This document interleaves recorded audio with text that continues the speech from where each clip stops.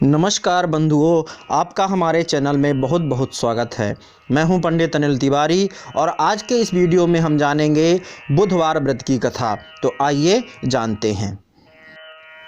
समतापुर नामक नगर में मधुसूदन नाम का एक व्यक्ति रहता था। वह बहुत धनवान था। मधुसूदन का विवाह बलरामपुर नगर की सुंदर और गुणवंती लड़की संगीता के साथ हुआ था। एक बार मधुसूदन अपनी पत्नी को लेने बुधवार के दिन बलरामपुर गया।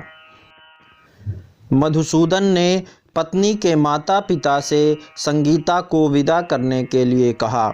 माता पिता बोले, बेटा आज बुधवार है, बुधवार को किसी भी शुभ कार्य के लिए यात्रा नहीं करते, इसलिए आज मत जाओ। लेकिन मधुसूदन नहीं माना।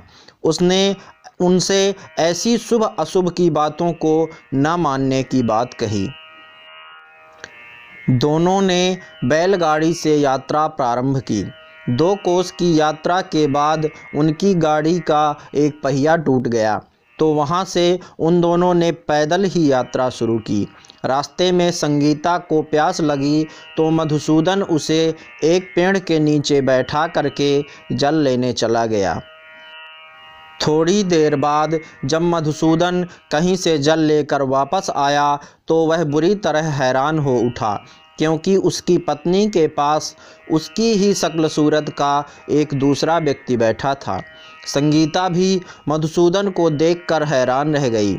वह दोनों में से कोई अंतर नहीं कर पा रही थी। मधुसूदन ने उस व्यक्ति से पूछा, तुम कौन हो और मेरी पत्नी के पास क्यों बैठे हो? मधुसूदन की बात सुनकर उस व्यक्ति ने कहा, अरे भाई, यह मेरी पत्नी संगीता है। मैं अपनी पत्नी को ससुराल से विदा करा कर लाया हूँ, लेकिन तुम कौन हो जो मुझसे ऐसा प्रश्न कर रहे हो? मधुसूदन ने चीखते हुए कहा, तुम जरूर कोई चोर या ठग हो। यह तो मेरी पत्नी संगीता है। मैं इसे पेड़ के नीचे बैठाकर जल लेने गया था। तब उस व्यक्ति ने कहा, अरे भाई, झूठ तो तुम बोल रहे हो। संगीता को प्यास लगने पर जल लेने तो मैं गया था। मैंने तो जल लाकर अपनी पत्नी को पिला भी दिया है।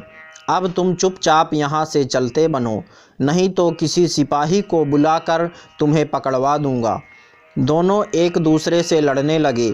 उन्हें लड़ते देख बहुत सारे लोग वहाँ एकत्र हो गए। झगड़े की सूचना मिलते ही नगर के कुछ सिपाही भी वहाँ आ गए।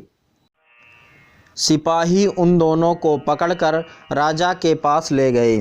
सारी कहानी सुनने के बाद राजा भी कोई निर्णय नहीं कर पाया। संगीता भी उन दोनों में से अपने वास्तविक पति को नहीं पहचान पा रही थी। राजा ने दोनों को कारागार में डाल देने के लिए कहा। राजा के फैसले पर असली मधुसूदन भयभीत हो उठा। तभी आकाशवाणी हुई, मधुसूदन, तूने संगीता के माता पिता की बात नहीं मानी और बुधवार के दिन अपनी ससुराल से प्रस्थान किया, इसलिए यह सब भगवान बुधदेव के प्रकोप से हो रहा है। मधुसूदन ने भगवान बुधदेव से प्रार्थना की कि हे भगवान बुधदेव, मुझे क्षमा कर दीजिए। मुझसे बहुत बड़ी गलती हो गई। भविष्य में अब कभी भी बुधवार के दिन यात्रा नहीं करूँगा और सदैव बुधवार को आपका व्रत किया करूँगा। मधुसूदन के प्रार्थना करने से भगवान बुधदेव ने उसे क्षमा कर दिया। तभी दूसरा व्यक्ति राजा के सामने से गायब हो गया। राजा और दूसरे लोग इस चमत्कार को देख हैरान हो गए। भगवान बुधदेव की इस अनुकंपा से राजा ने मधुसूदन और उसकी पत्नी को सम्मानपूर्वक विदा किया। वहाँ से कुछ दूर चलने पर रास्ते में उन्हें उनकी बैलगाड़ी भी मिल गई। बैलगाड़ी का टूटा हुआ पहिया भी जुड़ा हुआ था। दोनों उसमें बैठकर समतापुर की ओर चल दिए। मधुसूदन और उसकी पत्नी संगीता दोनों बुधवार को व्रत करते हुए आनंदपूर्वक जीवन यापन करने लगे। भगवान बुधदेव की कृपा से उनके घर में धन संपत्ति की बाढ़ आ गई। उनके जीवन में खुशियां ही खुशियां भर गईं। इस प्रकार बुधवार का व्रत करने से स्त्री पुरुषों के जीवन में सभी मंगल कामनाएं पूरी होती हैं।